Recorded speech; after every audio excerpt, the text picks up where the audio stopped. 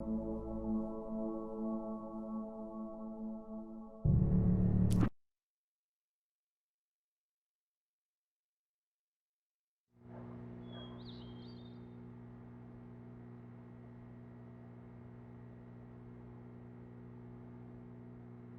believe you'll find the sheriff in her office. Just go down the corridor.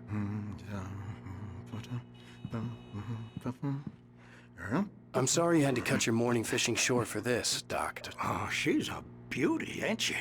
Not the biggest I ever caught, if you can believe that coming from an old fisherman like me, but she's right up there. Now, she's a largemouth bass, which is what you're after if you prefer a lure. Now, if you want either trout or salmon, on the other hand, then it's fly fishing for you. You a fishing man, Mr. Wake? Oh, doesn't really matter, I suppose. But it can be very relaxing out there. You can't get me off the water this time of year. Closest thing to heaven. I'll take your word for it, Doc.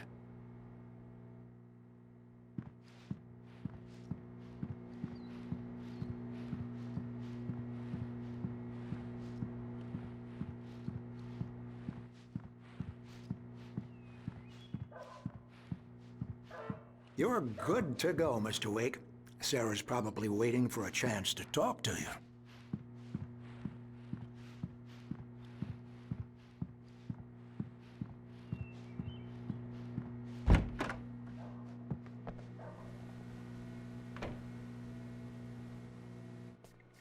Thank you for testing the lights, Miss Weaver.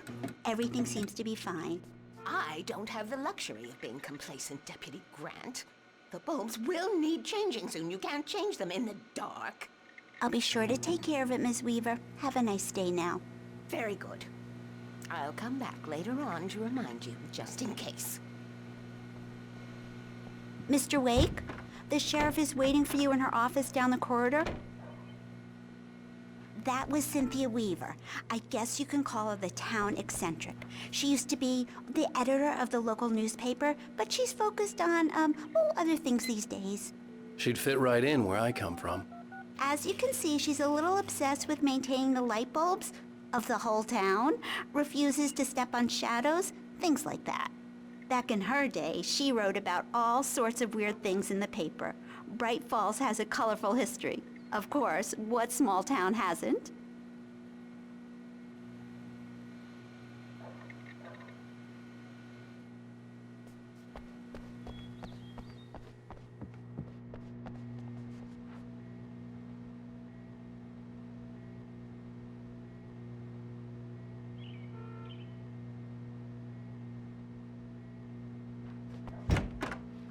Come in, Mr. Wake.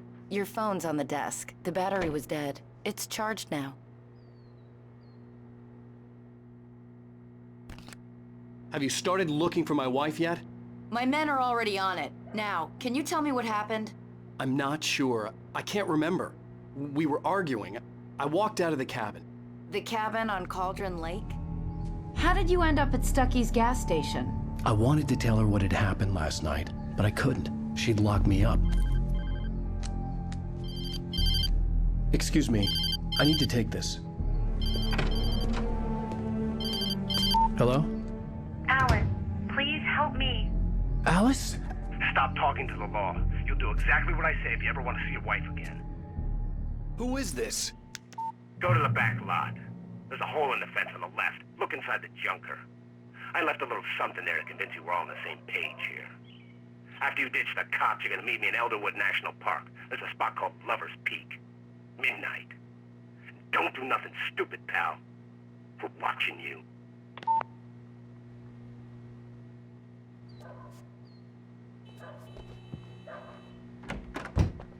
I need some fresh air. Can I go out? In the back, maybe? Of course, Mr. Wake. I understand. You can get there through the cells. Deputy Grant can show you the way. I'm sorry.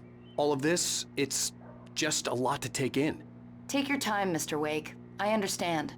Can I ask you what the call was about, Mr. Wake? It's personal. Well, we are looking for your wife, and I'm going to need your cooperation if I'm going to help you. I need a moment, after I get some fresh air. Okay. You can find me here. We'll talk when you feel up to it.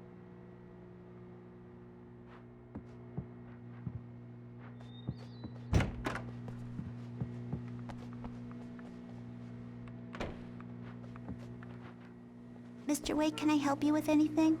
I need to get some air. The sheriff said I could go out back. Of course, Mr. Wake. You can get there through the cell corridor. Just don't mind Walter in there. He's one of our regulars. I thought he quit drinking for good. Oh, no such luck. He went on a bender and beat Danny pretty badly. He started shouting like that the moment he woke up. You can get to the back lot through that door and down the corridor, Mr. Wake. Thanks. I couldn't go anywhere yet. I had to play along with the caller. Alice's life was at stake. The parking lot is through that door and down the corridor. Pay no attention to Walter Snyder on your way. Mister! Hey, can you turn the lights on? The deputies, they don't understand. They won't listen to me. I need it to be bright in here.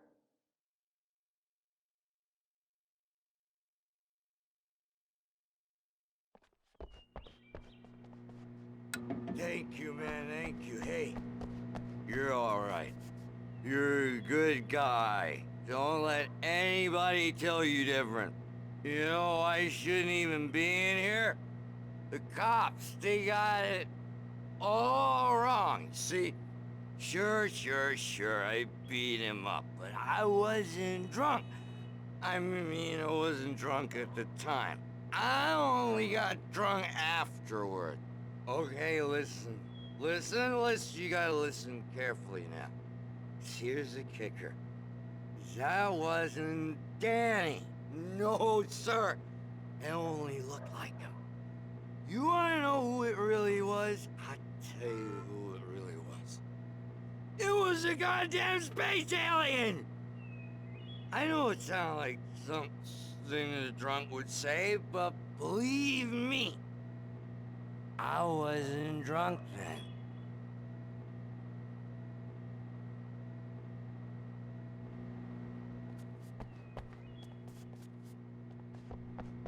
I told him, oh yeah, well, I don't hear. In spite of its human mask, to describe the dark presence as intelligent would have implied human qualities on something decidedly inhuman. Nonetheless, it found the one spot in the diner that was dark enough. Some light spilled into the corridor, ravaging it. But it took the pain. Horrible as it was, the writer would soon fix that. He would be coming to the one place where it still had power. Yes, where on your feet? The early morning light hurt my eyes and made my head ache. The man on the phone had said, "Go through the fence on the left."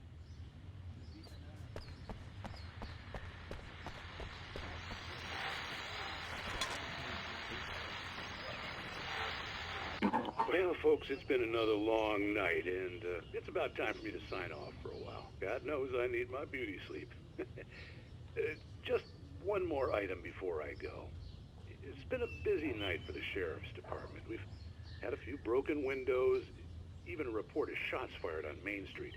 Deputies Mulligan and Thornton had to deal with two intoxicated young men who were celebrating the completion of their Deer Fest float. Now, folks, we get this every year. I know it's exciting, the big day's almost here, but let's save it for the party and leave the gunplay for the shooting competition, huh? There's no point in getting all worked up yet.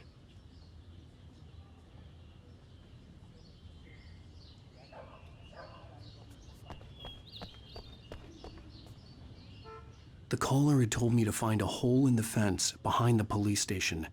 There was something for me in an abandoned car.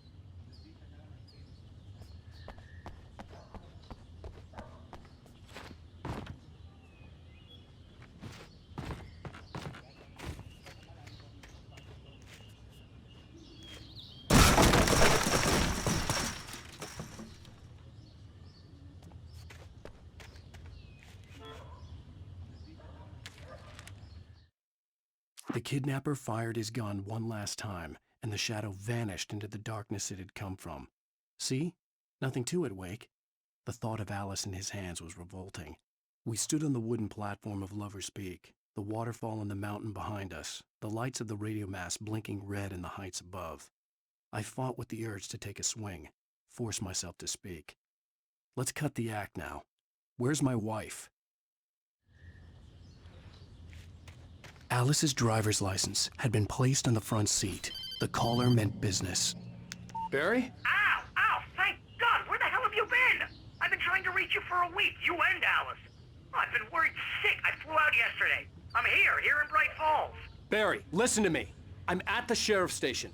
Come and get me. I can't talk now. Al, what the hell is going on? I had to get the sheriff to let me go. I needed to get to Elderwood National Park to meet Alice's kidnappers.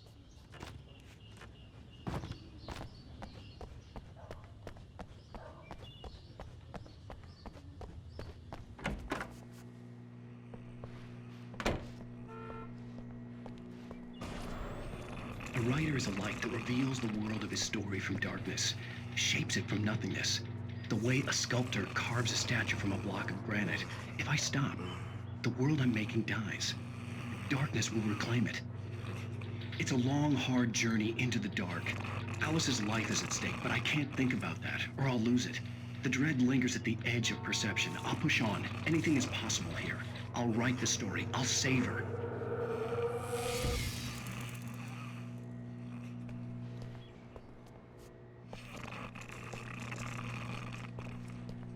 Marvelous, Sarah. I just wanted to settle all the damage the Anderson brothers might have inadvertently caused on their recent and regrettable little outing. They are not accountable for their actions, of course. I can assure you that my staff has been reprimanded. Tor and Odin never caused any trouble to anyone when they were still living at their farm. Indeed. All we can do is to slow down the... Are you feeling any better, Mr. Wake? I'd like to leave. Am I free to go? Well, we still need to talk about... Am I under arrest? No, of course not. But I need to know where you'll be staying so I can get in touch with you. I'd avoid the motel. The Majestic is known for its roaches. The cabins at Elderwood are pretty nice, though. That sounds perfect. I'm Dr. Emil Hartman. I'd like to invite you to stay at Cauldron Lake Lodge. Did you talk to my wife? I had the pleasure of discussing your situation with her on several occasions. Did you set something up with her? I invited her here. My clinic is a place where... Oh! Hey! Oh, my! Take it easy. Hey, nobody move! Get your hands off of my client! Who are you? I'm Barry Wheeler, his agent. If you have business with Mr. Wake, you talk to me. You yokels won't know what hit you once I sick my lawyers on your asses. No harm done, Sarah. I'm all right. I don't want to press charges. Mr. Wake, my offer still stands. Get me out of here.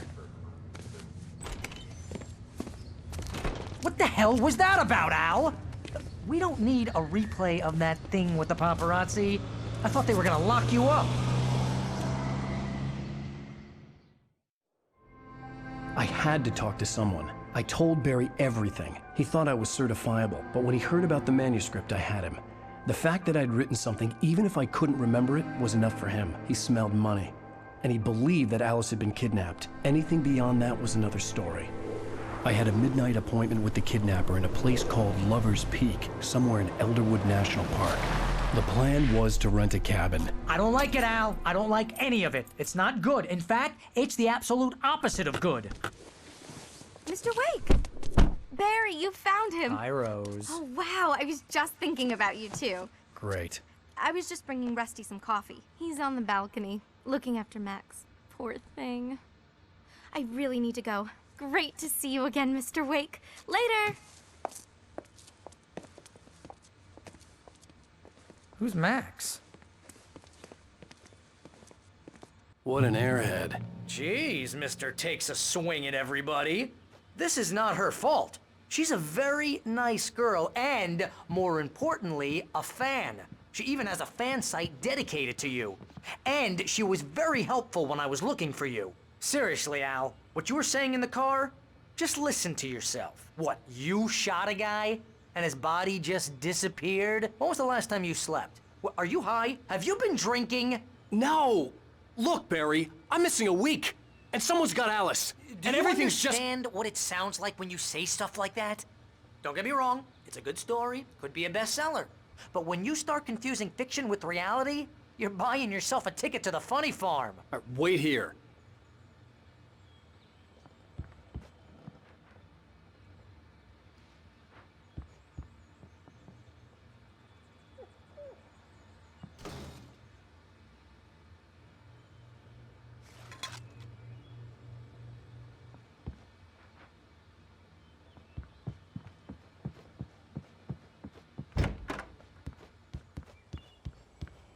Easy there, boy. I'm almost done. Hey, Rusty, right? You rent cabins. Oh, Mr. Wake. I'd shake your hand, but mine are kind of full here. Actually, I'm sorry about this. Would you mind grabbing the registration form from the desk? It's just across from Bucktooth Charlie. Okay, sure. What happened? Crazy poachers. Max here got his foot caught in a trap. They're illegal to use here. Hell, you're not supposed to hunt within the park at all. But that doesn't stop some lowlifes. Well, at least Max is gonna be okay. He got lucky. Max is still groggy from the shot I gave him, and I'd rather not leave him alone just yet. The form's on the desk across from the mammoth skeleton.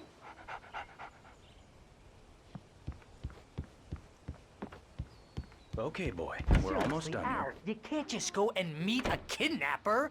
Those situations always end up in disaster. You gotta talk to the cops. She's my wife, and it's my call. Can we talk about this later? No. This whole thing... Listen, you hit your head. I mean, geez, Al, come on. You gotta understand how crazy all this sounds. If you're trying to pull a joke on me, freak me out, it's working. Ha ha, let's have a laugh on Barry. Well, you had me going there real funny, Al. You can quit it now.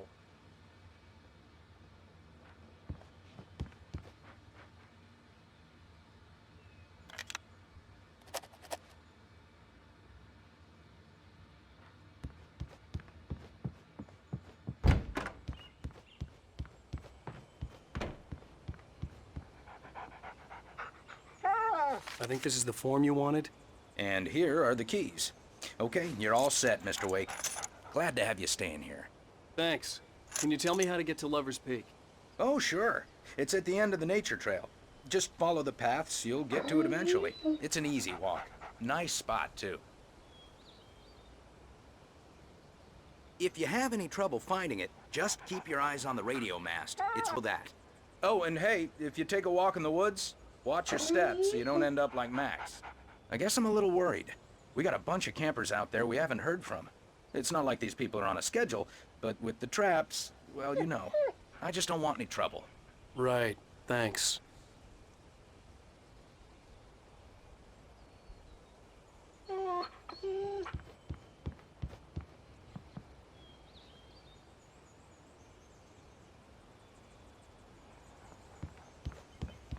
Look, Al, you're asking me to believe that you shot a dude who went poof into thin air, a guy who was bulletproof until you pointed a flashlight at him.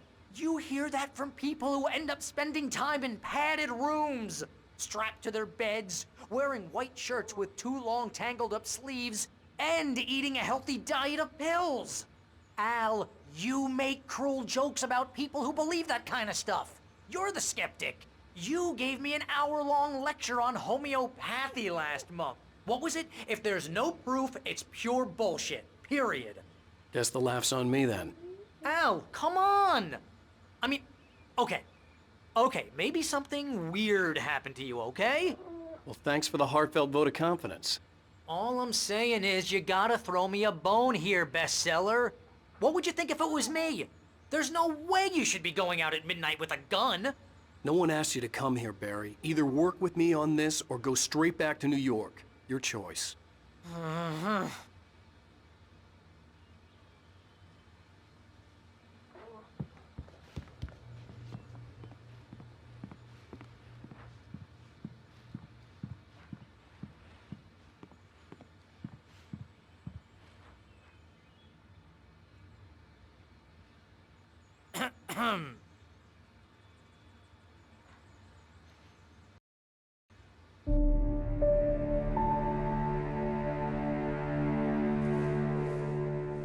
That's just crazy talk, Al. Al? Al? We should go to the sheriff or call the FBI. Damn it, Barry! They'll kill her! This is not a goddamn debate, Barry. I'm going to Lover's Peak. He said to come alone. Okay then. I understand. You're my best friend, and I'm worried that you're not right in the head. Tell me what to do to help, and I'll do it. You stay here, and if I'm not back by morning, call the cavalry.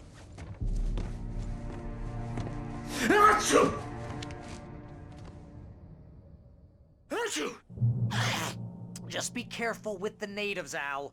These yokels are dangerous. Everybody hates a tourist, or it'll be deliverance all over again. Achoo! Bless you. Oh, this place is trying to kill me. I'll bet there's mold in here, spores, poison ivy, God knows what. This is so not worth a 15% commission.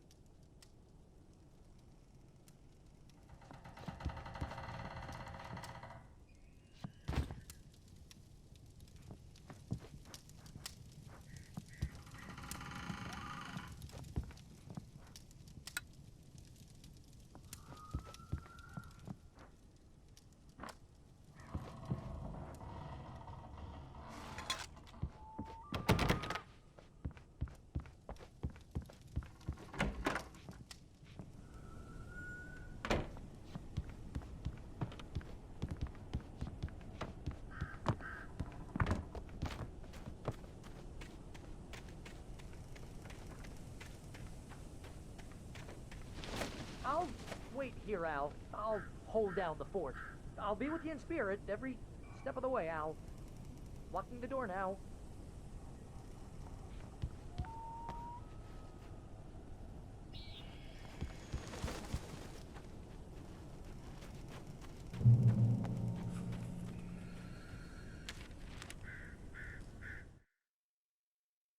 Barry had never gotten along with Alice, but he knew Alan loved her with an almost frightening intensity.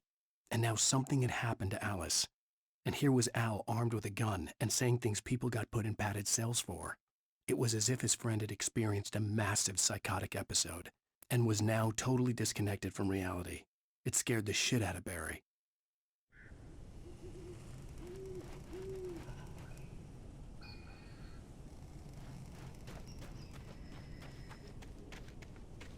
I knew I should have gone to the cops. This wasn't the smartest thing I'd ever done, but I was still angry with Barry for trying to talk me out of it. These people had called me right in the sheriff's station. The cops wouldn't scare them, and they had Alice.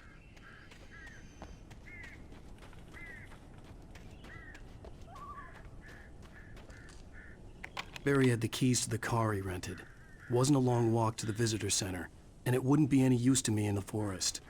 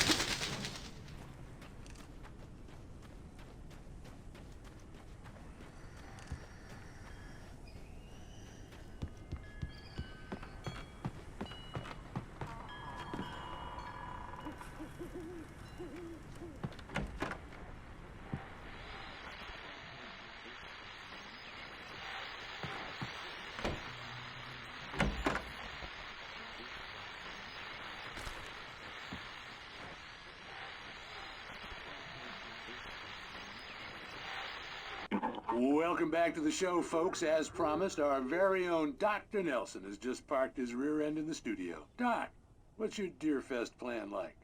My plan? You make it sound a lot more organized than I ever seem to manage. Oh, yeah. No plan, really. Just taking the atmosphere. I'm getting a little too rickety to do much more than that, you know. Oh, tell me about it. No sack race for us older gentlemen, huh? Yes, exactly, Pat. But I'm going to check out the parade, of course. And I'll be one of the pie contest judges, too. Well, that takes a different kind of constitution. Oh, yeah. It's my kind of exercise. Now, Doc, seriously, you're in pretty good shape, though. You're the outdoors type. I know for a fact you're an avid fisherman. That's right. Matter of fact, just caught a heck of a largemouth bass early this morning. But you're not taking part in the fishing contest? No, not this year. See, Pat, I'm just not that competitive anymore. Now I just like to take my time and enjoy the peace of it. It's no fun if I need to worry about what I'm catching, you know? Well, considering your track record, the participants are probably pretty happy you feel that way. Well, Pat, that's kind of you to say.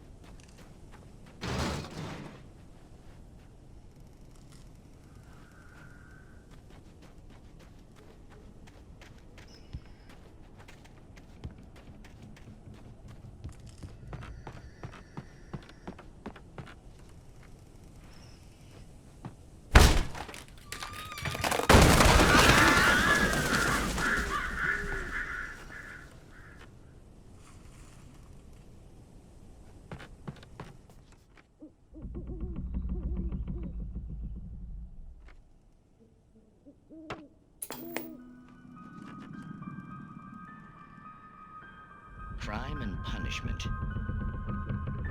The cancer and cure of civilization. But some crimes are impossible to punish, especially in Night Springs. Tonight's episode, The Man in the Mirror.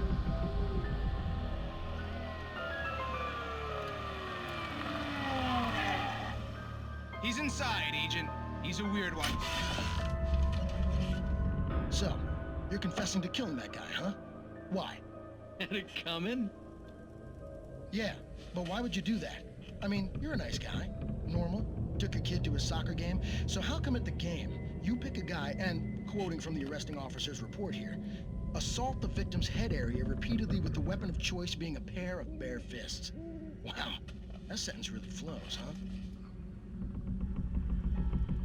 Maybe you're not the literary type. Okay, so you mess him up. But why? Who was that guy? We couldn't ID him. Why would a guy like you do him like that? I didn't like his face? Well, you must have hated it, because you really went to town there. I mean, there's no way to tell what he looked like. No ID on him either. That must be difficult. But then we ran the fingerprints. Got a match. Your prints. Identical. Huh, how about that? Your son said you were wearing a white shirt when you took him to the game, but the white shirt is on the dead guy. It's plenty red now. You won't get away with this. Do you really think that's in any way relevant to me? I had plenty of time to talk to my boy before the cops arrived, you know? He won't stop screaming, am I right? You think he's ever gonna be okay? I left my mark.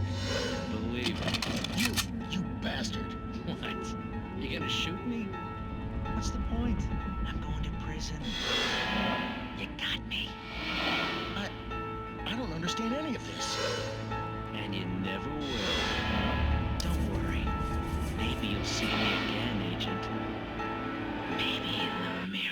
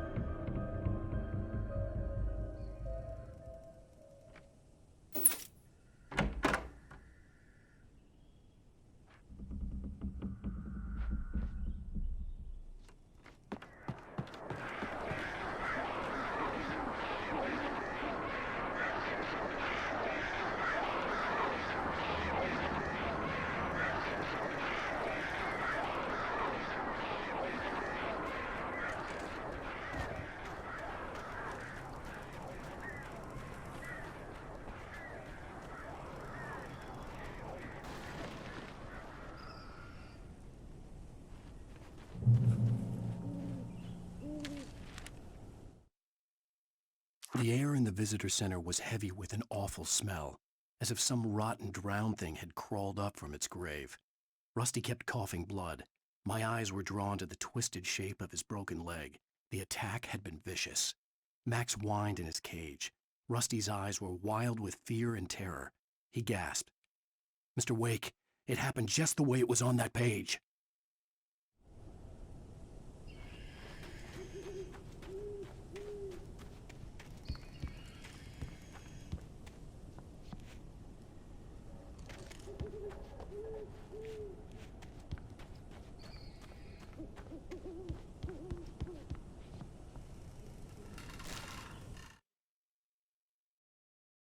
Rose knew that Rusty was in love with her, and she liked him too. She liked him a lot. He taught her to dance, and life had certainly taught her the value of a man who was gentle. He treated her well, made her smile, made her feel good. But Rusty wasn't the prince of her dreams, and that tended to underline the unbearable truth. She was no closer to that Hollywood magic than he was.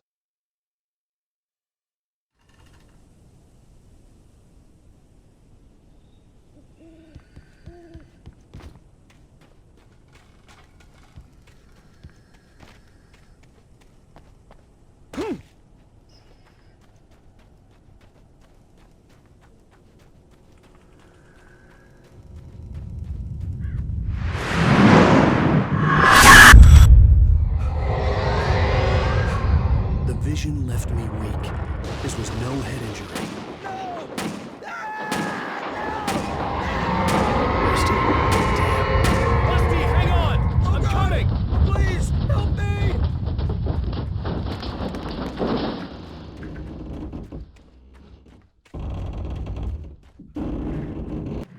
Anybody? Help me! Help! Help me! Can you hear me? Anyone! Please help! Hello? Back here. I'm back here. Hey. Mr. Wake? Oh, hell. It happened just the way it was on that page. I found. Came true. It knew. So dark. It'll come back for me. You must... The lights. In the office. I have the key. Okay, Rusty. Hang on. I'll be right back. Whatever did this couldn't be far. Rusty had found a page from the manuscript. It would help me understand what had happened.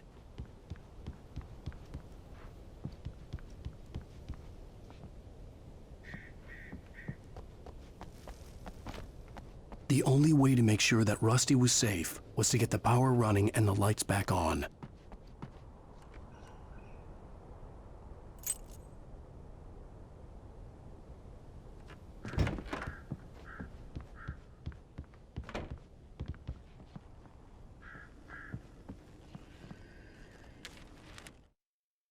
At the last instant, I changed direction and threw myself down. The axe splintered the trunk of a tree. I stumbled into the pool of bright light. My lungs burned. I was too exhausted to move. I tensed as I waited for the killing blow, but it never came. I raised my head. Nothing moved in the darkness beyond. For the moment, bathed in the cold light, I was safe.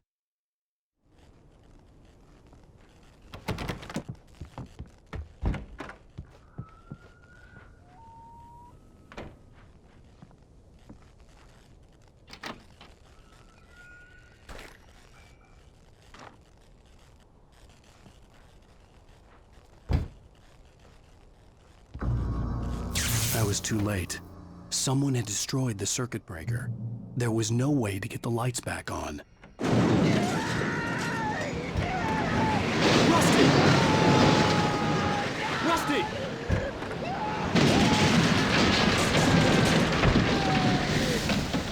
The ground was covered with oily patches that looked like liquid darkness.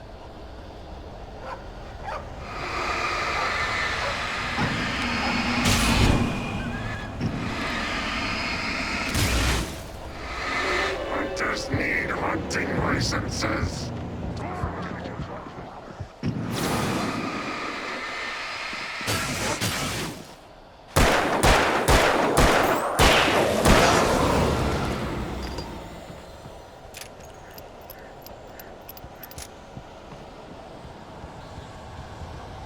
Something had torn a mammoth-sized hole in the wall.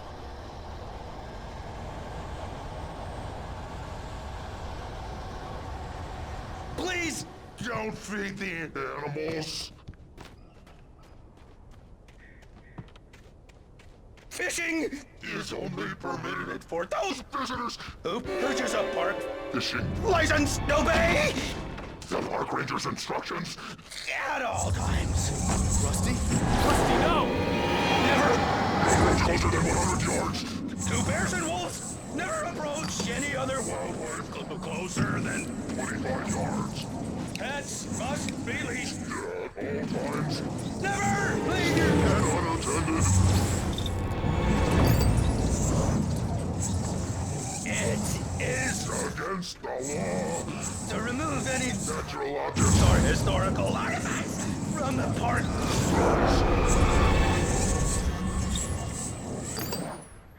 This includes even you may or even simple berries.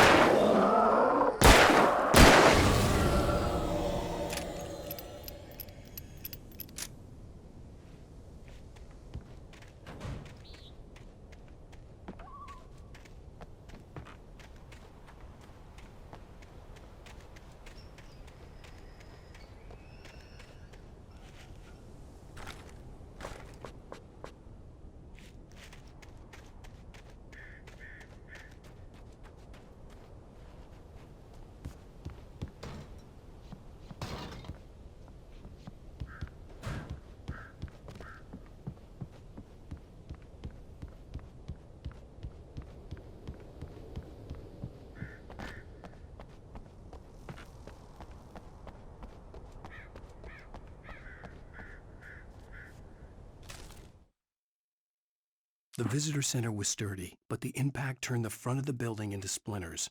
Rusty was thrown across the lobby like a rag doll and hit the far wall hard. It didn't hurt until he tried to move and saw his leg bend the wrong way, felt the broken ribs stabbing him on the inside. Rusty howled in pain and fear, suddenly afraid to die alone.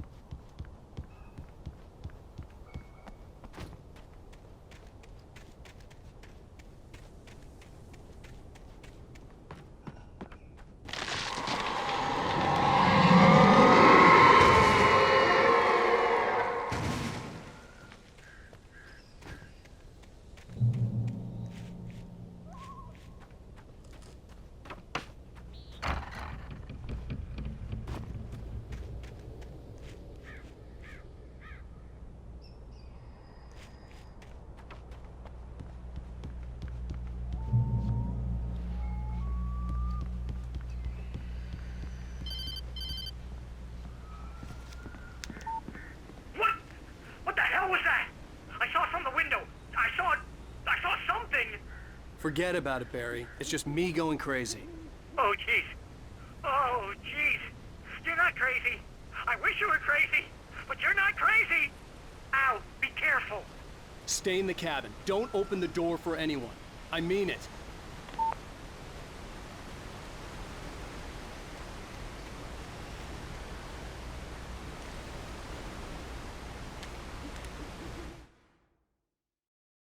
In that last instant of consciousness, Rusty thought about Rose. He was older than she was.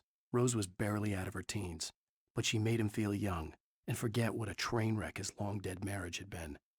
He still wore the ring. He'd been waiting for her to tell him to take it off. Now she never would.